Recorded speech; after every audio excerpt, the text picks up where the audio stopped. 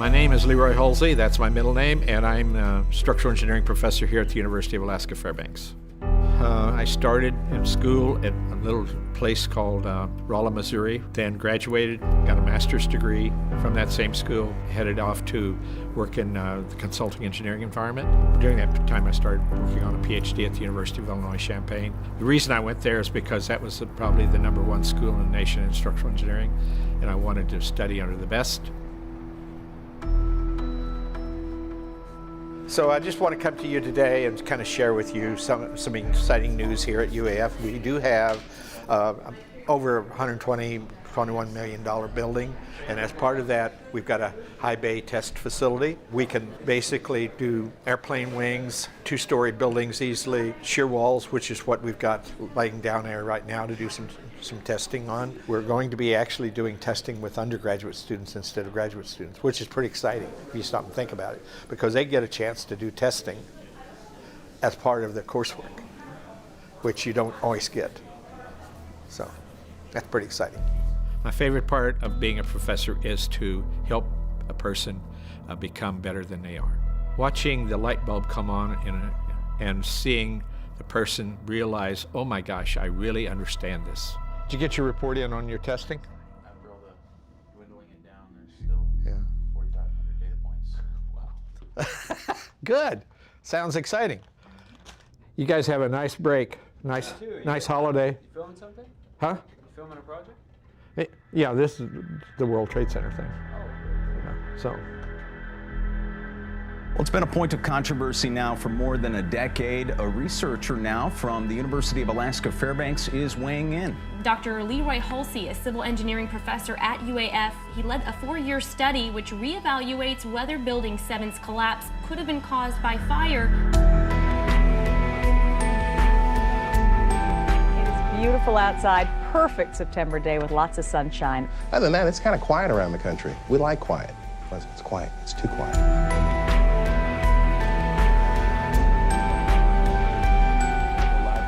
Show you a picture of the World Trade Center, where I understand, do we have it? Apparently, a plane has just crashed into the World Trade Center here in New York City. It happened Un avión chocó contra el World Trade Center de Nueva York, que sería una de las dos. I was living in Oakland, California, and I was involved in a little incident of crime in my own neighborhood at that morning.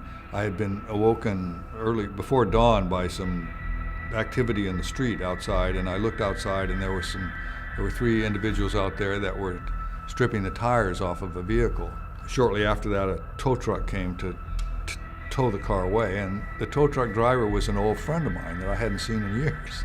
So we were standing out in front talking, and he got a call on the radio, and he went over and he came back and he said to me, somebody just flew a plane into one of the World Trade Center towers in New York City. Witnesses say it may have been a twin-engine plane, or possibly could have been a 737 again.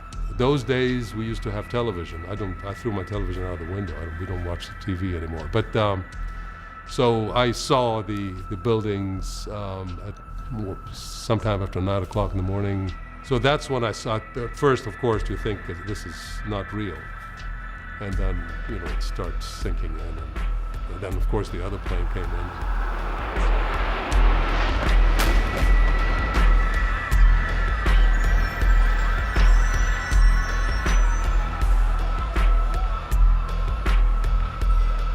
This is as close as we can get to the base of the World Trade Center. You can see the firemen assembled here, the police officers, FBI agents, and you can see the 2 towers. A huge explosion now, raining debris on all of us. When the Twin Towers collapsed and we watched it on the television, I found it hard to believe. It was shocking. It just seemed impossible. I went inside, but I was preoccupied with all the events that had happened there in my neighborhood. I didn't really pay that much attention after that. I had major problems in my own circumstances that distracted me from really paying that much attention. Building 7, however, was a different story.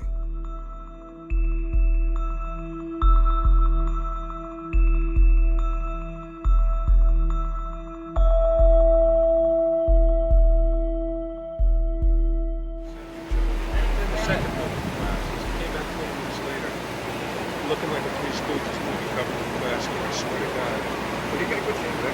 Good shit. Then we went back there. Whoa, whoa, whoa, whoa!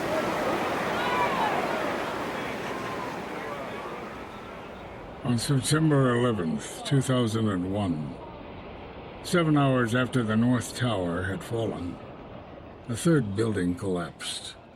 This was World Trade Center 7, a 47-story building on the north side of the complex, more than 300 feet from the North Tower. After being subjected to small office fires on isolated floors, Building 7 fell straight down, symmetrically, in approximately 7 seconds. You didn't hear anything about the World Trade Center 7, not for a long time. And we'd never experienced, prior to that day, a steel frame building collapsing due to fire. It just didn't happen. It piques your engineer's interest, I think, speaking as an engineer, even more than the Twin Towers, because it was more of a spontaneous failure, that there must be more of a structural, it wasn't hit by a plane, of course, must be more of a structural reason why that happened. Although the destruction of Building 7 was a structural anomaly that merited an exhaustive investigation, the debris was quickly shipped away from the site. You know, typically, let's say if you have an airplane disaster, you have the FAA and the investigators gathering every little piece of that plane and piecing it back together. There's a generic procedure that you should follow. And one of the first things that you want to do is save the evidence. Building 7 did not require the immediate search and rescue operation that the Twin Towers did. Building 7 didn't come down till 5:20 in the afternoon, and there was nobody in the building, by all accounts. That destruction of the evidence actually amounts to a federal crime. You can't tamper with the evidence at a crime scene. There was quick decisions made about taking that evidence away. Building 7 was no ordinary office building.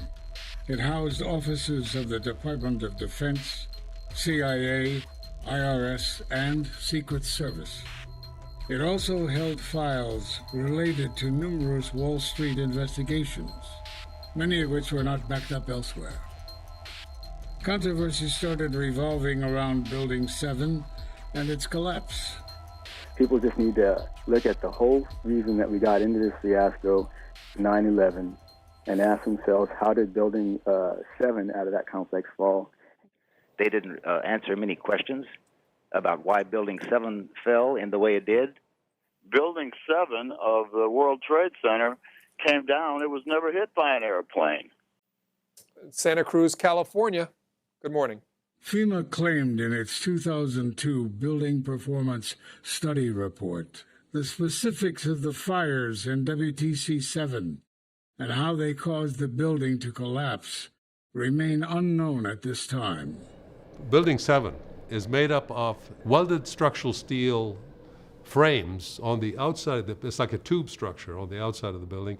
And there's an inside core that's also a tube structure. If you're pulling on, members failing on the inside, pulling in, it's not going to break apart. It's just going to bend and twist. There were no structural related shortcomings in the building. And I do know that the New York City codes are far more restrictive, particularly for high-rise buildings.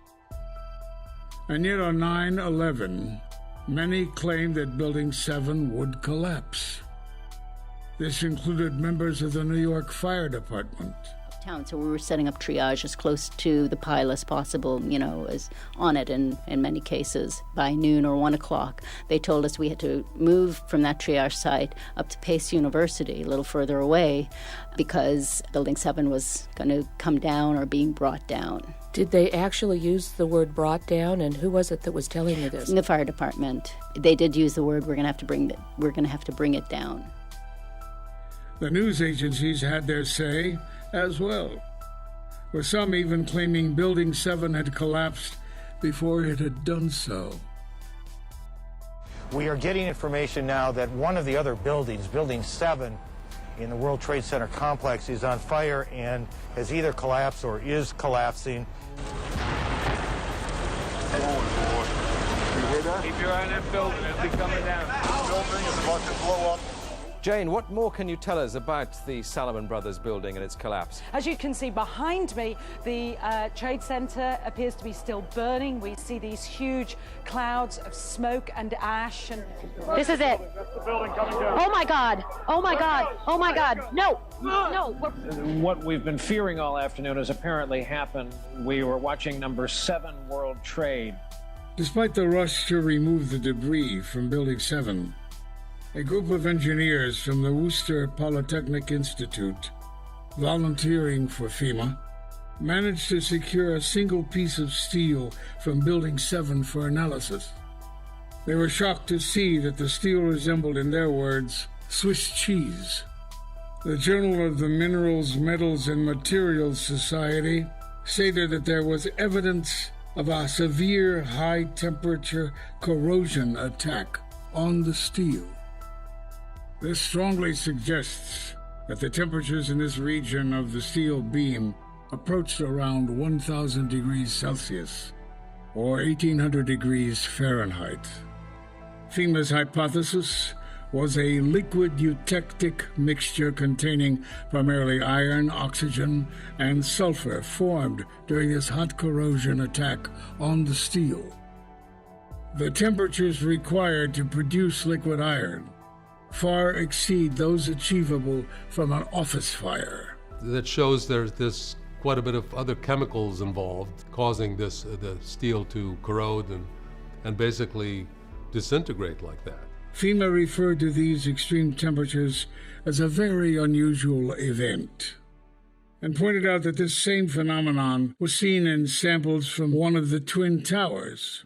This might be related to the fact that Ground Zero became the site of the longest burning structural fire in history, with extremely high temperatures located specifically in the footprint of the Twin Towers and Building 7. The National Construction Safety Team Act was signed into law, tasking the National Institute of Standards and Technology, NIST, to investigate the collapse of World Trade Center 1, 2, and 7.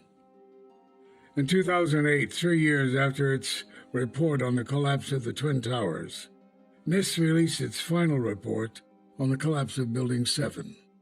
This was a moment heavily anticipated by many, as Building 7 had been marred with controversy since it collapsed. The report would be, for all intents and purposes, the government's official story regarding what happened. Eventually, a girder on floor 13 lost its connection to a critical interior column. This began a cascading chain of failures of 8 additional floors. With the support of these floors gone, we now had column 79 unsupported over multiple floors, and it buckled, which initiated the fire-induced progressive collapse of the building. NIST's explanation for the collapse of Building 7 was thermal expansion, a new collapse phenomenon that it claimed to have discovered. NIST stated that a primary load-bearing girder attached to column 79 became dislodged from its column connections, causing a series of failures through columns 80 and 81, bringing the entire building down. According to NIST, even without the initial structural damage caused by debris impact from the collapse of WTC-1, WTC-7 would have collapsed from fires having the same characteristics as those experienced on September 11, 2001. Conspicuously absent from NIST's report is the corroded piece of steel from Building 7, despite FEMA having identified it as a key piece of evidence. The extreme temperatures responsible for the corrosive attack on the steel were magnitudes higher than the maximum temperatures estimated by NIST to have occurred inside Building 7. The New York Times referred to that piece of steel as perhaps the deepest mystery uncovered in the investigation. There's a reference often made to a piece of steel from Building 7. That there was no evidence that any of the residue in that piece of steel, had any relationship to an undue fire event in the building or any other kind of incendiary device in the building. They seem to focus on a solution right from the very beginning and ignore all evidence that would have led them in any other direction. So that's bass backwards, as they say. My concern about the NIST reports is they ignored evidence, and it wasn't because they didn't know about it. And I see that sometimes in engineering, in the business, where your boss would tell you, focus on this. The way they modeled it was somewhat pushing the limit, putting it mildly. They got to a point where they did, NIST did a beautiful animation of the building, which looks like, and I keep repeating the same thing, it looks like it's crumpling like a beer can, as opposed to basically falling straight into its footprint. I never worked for NIST, but I was a resident engineer for the Army Corps of Engineers for a few years. I have a very strong feeling about the responsibilities of what engineers have in general, in particular engineers that work for the government. They have a higher responsibility in some ways, or they should feel that way. I did. There was just this silence in the academic world about this subject. So we began looking around for someone that would be willing to undertake such a study. And fortunately, through a series of personal acquaintances, we ran across Professor Halsey up at the University of Alaska at Fairbanks. He's a straight arrow type of person. He wants to look at things from a very rational, impartial perspective, blocking all the noise out, which is really what is needed in this case.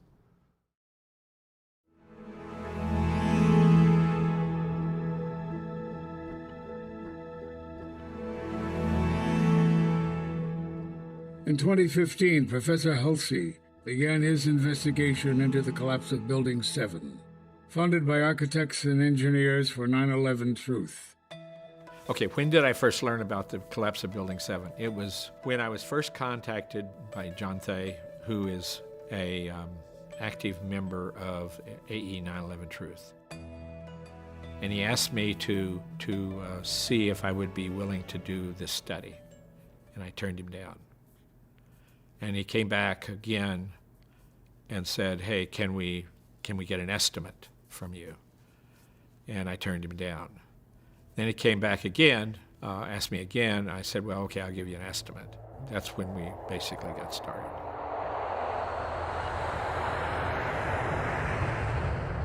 I was flown to New York, and there I began to see footage, and I began to see the area, and I walked around the area. It was a few days where I was educated on exactly what happened, where it happened, what the conditions were, saw footage that I could get, and so forth. Let's just talk about the overall problem. The building had a symmetric free fall that occurred suddenly over 8 stories, meaning that the entire building, the footprint of a football field, each floor was the size of a football field. And no steel frame building has ever completely collapsed due to fire. That's a concern. It looks like the core was removed for 8 stories to promulgate that 8-story free fall. So that's about as symmetrical collapse as you can get. You can't get much more symmetrical than that, no. And you can't get something like that unless you create it. You see the east side penthouse coming down first. I see that. You see that? Yep. And then if you look at the shockwave, it only goes down 15 stories. If there is controversy, that means that not everyone's satisfied with the answer. If we can change that, if we can give the public and the engineers an understanding of truly what did happen, it's worth it to me to be able to do that work.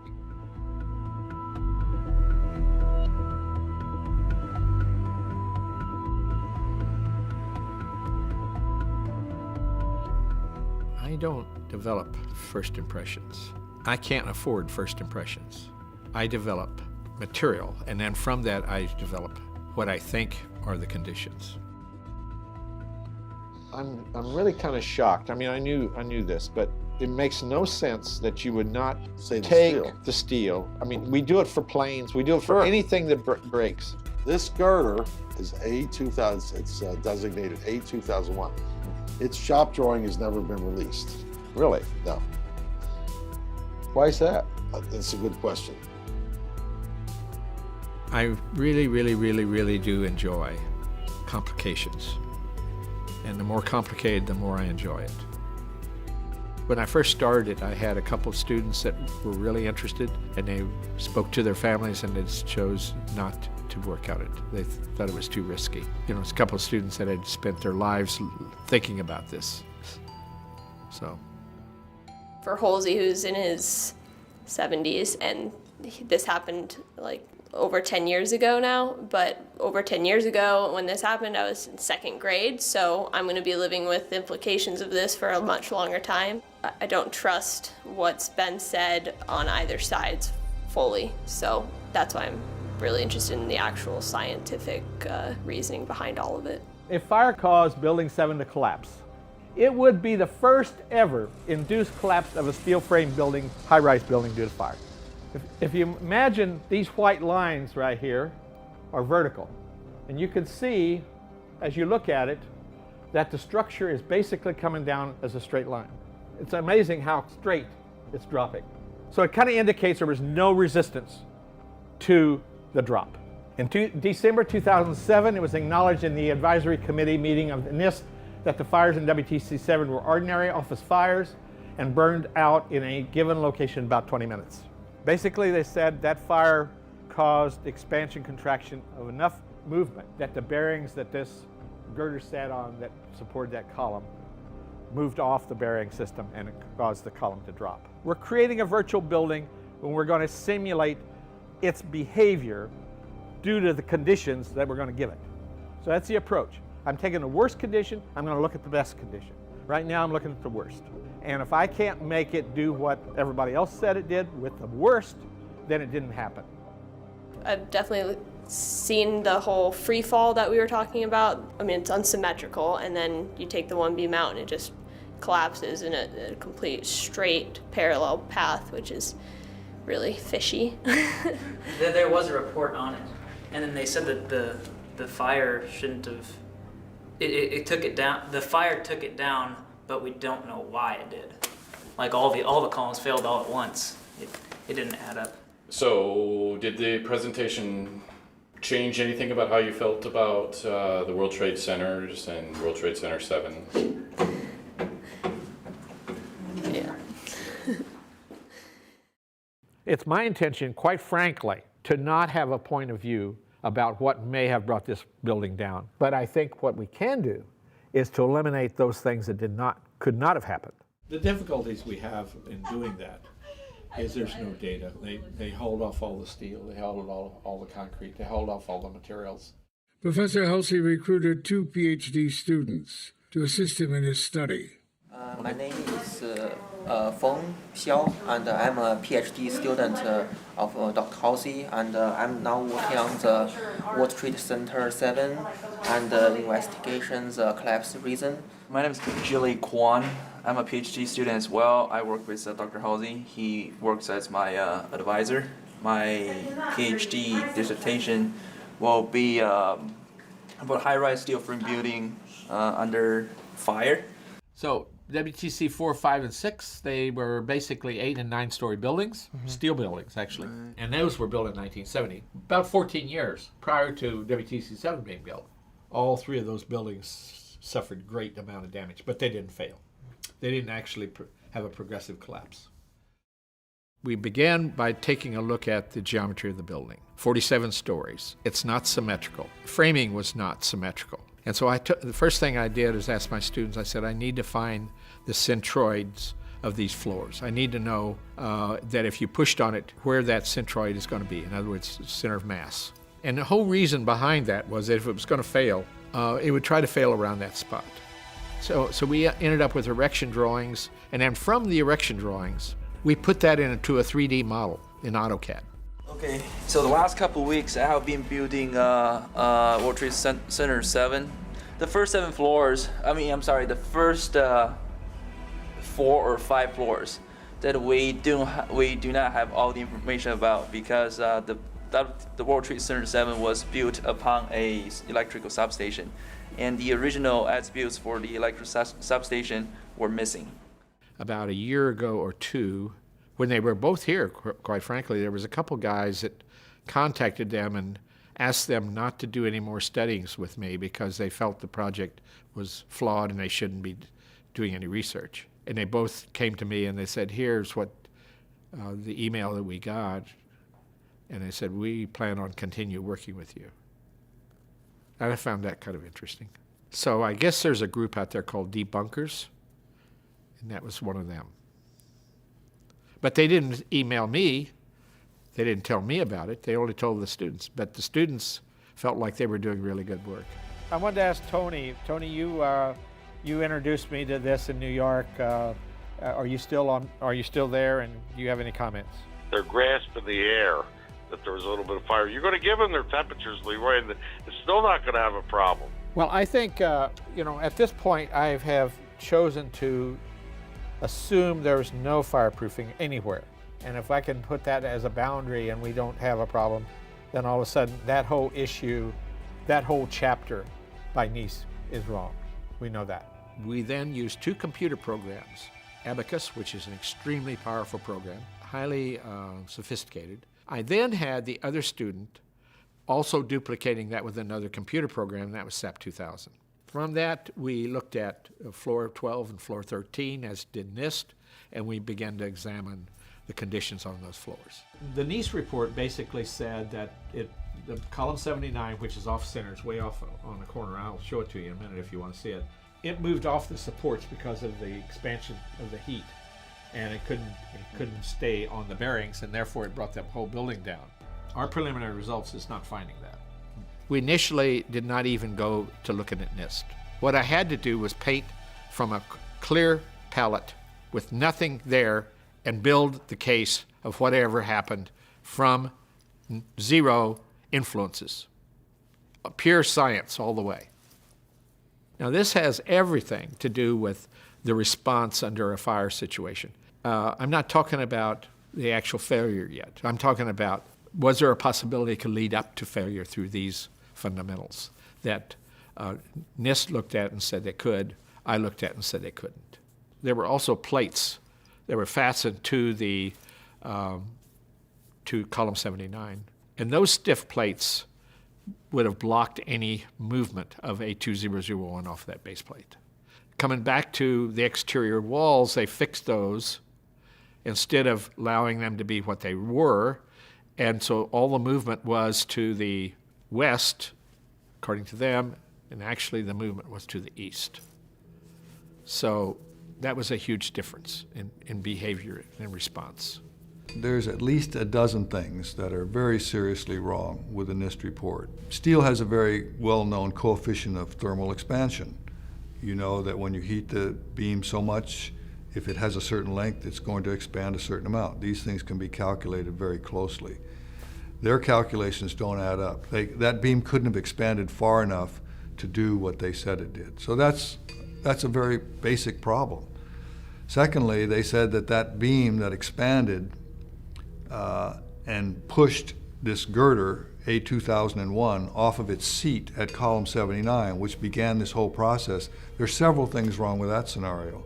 They said that the flange of the girder moved so far past the seat at the column that the flange curled up, the girder then fell. Well, with the stiffener on there, the girder flange can't curl up. It's too stiff. So that's a problem.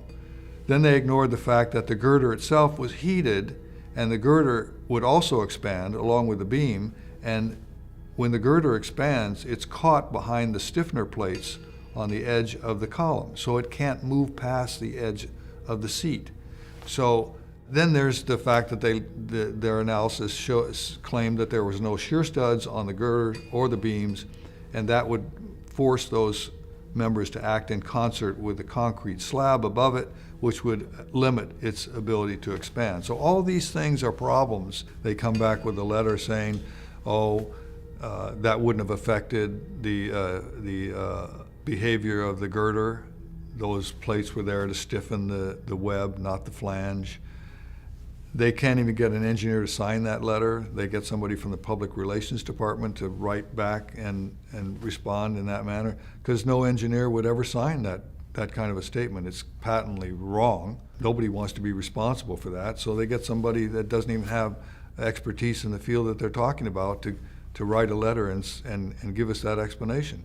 It's farcical. We're in an age now where transparency is kind of something that everybody is looking for. NIST comment that they won't release their details because of some risk to the public. So that's a problem for engineers. You have to find out what went wrong. In the case of Building 7, it's shrouded in mystery because the conditions which supposedly caused the failure aren't being released.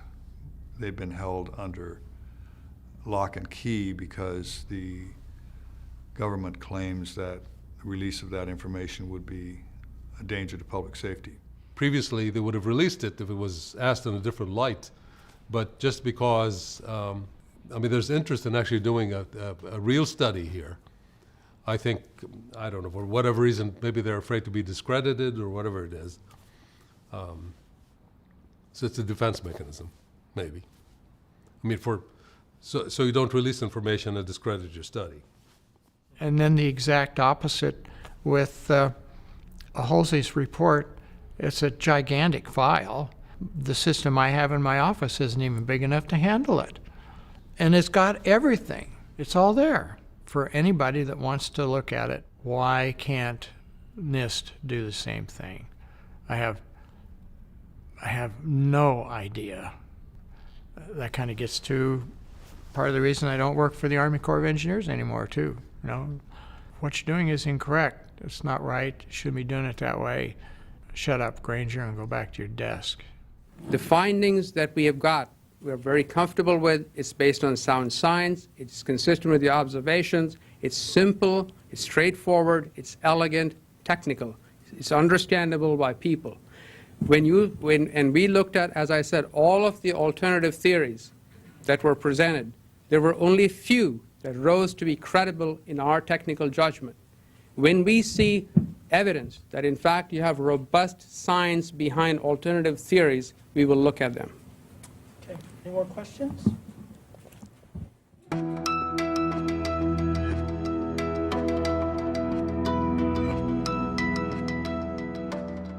The draft report of Professor Halsey's study was released for public comment in September 2019, 4 exhausting years later. Well, you know, I'm a perfectionist. I'm very satisfied with what we found.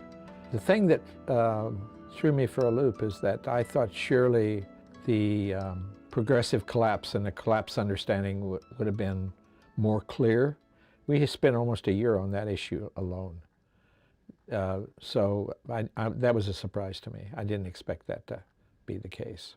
How much has changed between the draft report that we're scrolling through right now and what the final report will be? Hardly any. Really? Not much. A few little things here and there, but for the most part, it's not significant. So pretty pleased about that. They went through every single one of the components, the initiating events, the beam failures, the column failures, and then, of course, the entire building failure. And every one of those events was impossible to show to make the building collapse the way it came down. It was impossible. And he uncovered that if you do actually cause all these elements within the building to collapse, what's going to happen, the NIST model shows the building crumpling, as we had talked about.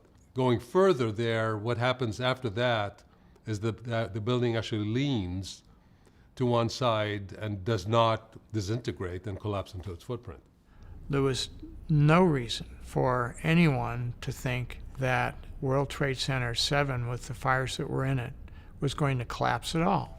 Now that we have the Halsey report, we know that every column in the building needed to fail almost simultaneously for the building to fall in the manner that it did. Professor Halsey's final conclusions regarding Building 7 are as follows. The principal conclusion of our study is that fire did not cause the collapse of WTC-7 on 9/11. contrary to the conclusions of NIST and private engineering firms that studied the collapse.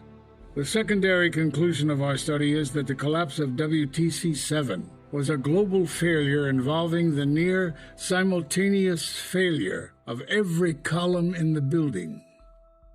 The simultaneous failure of all core columns over 8 stories, followed 1.3 seconds later by the simultaneous failure of all exterior columns over 8 stories, produces almost exactly the behavior observed in videos of the collapse, whereas no other sequence of failures that we simulated produced the observed behavior. So what does that really tell you? It really tells you that all those interior columns came out at once. At once. The exteriors also, a few seconds later, came out at once, giving you free fall, which comes down, straight down. No thermal expansion, no girders walking off their seat. Sever the columns over 8 stories, and the building comes straight down. Our take-home message today is that the reason for the collapse of World Trade Center 7 is no longer a mystery.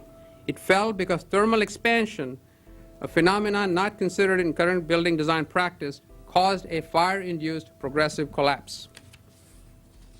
I feel good about what we did. Consulting engineering firms, architectural firms, they depend heavily on governmental grants, governmental funds. They don't want to cut off the hand that feeds them. And I feel like that's been a factor for some time.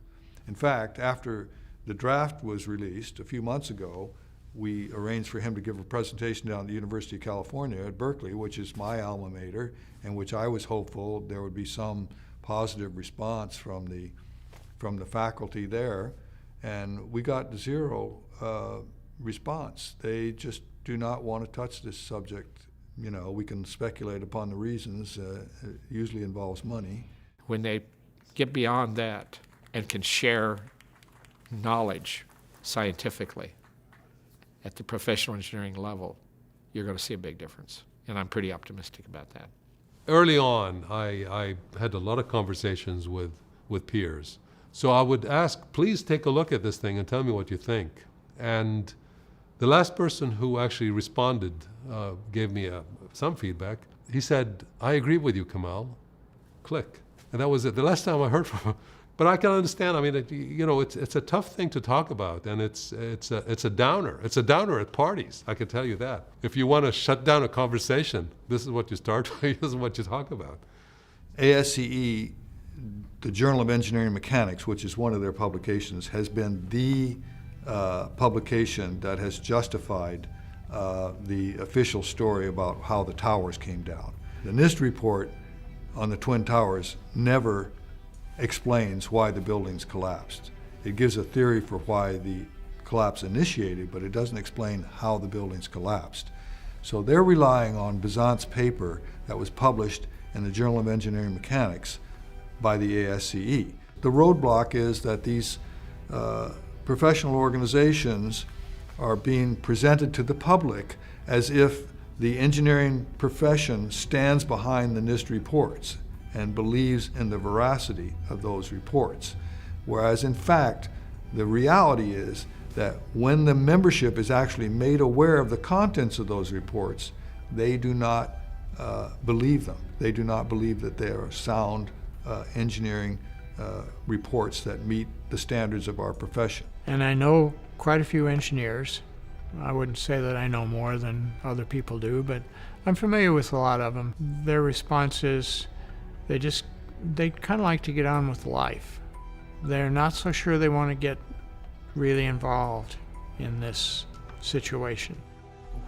The common phrase that appears in the engineering boards of all the states, that's we're here for the public health, safety, and welfare.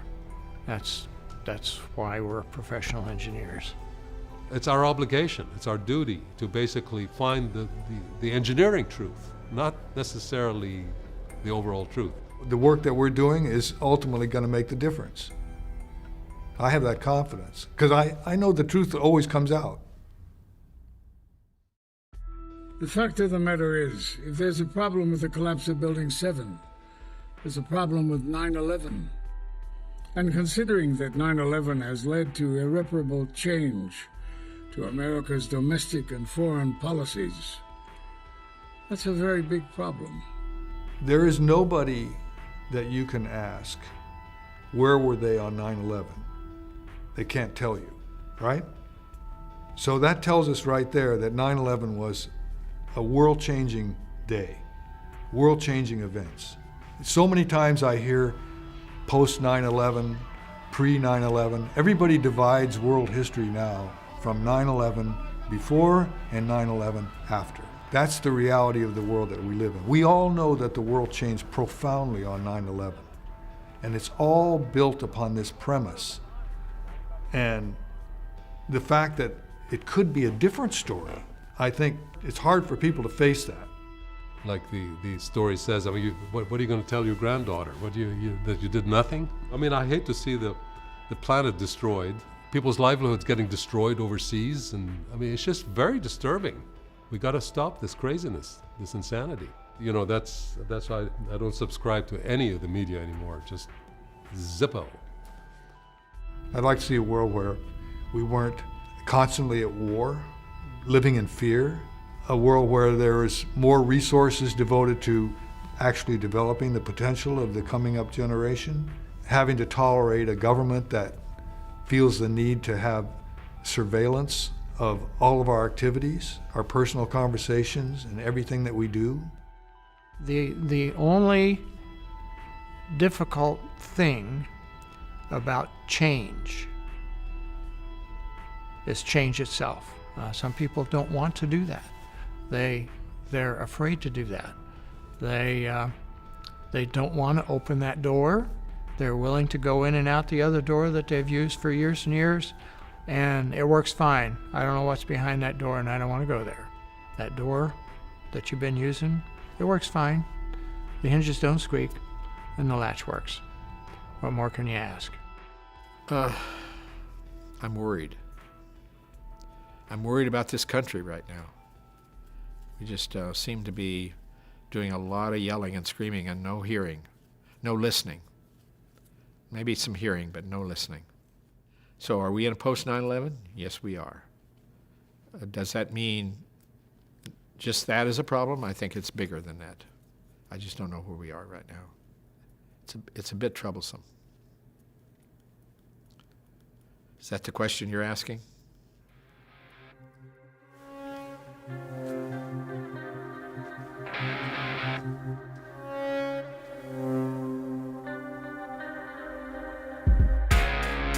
(9/11, 5:20 p.m. Tower 7 collapses. Much to question. This report faulty, needs correction. Lies used as weapons against facts, pure deception. The truth is the truth, there's no neglecting, detecting a cover-up. What's the connection? 7.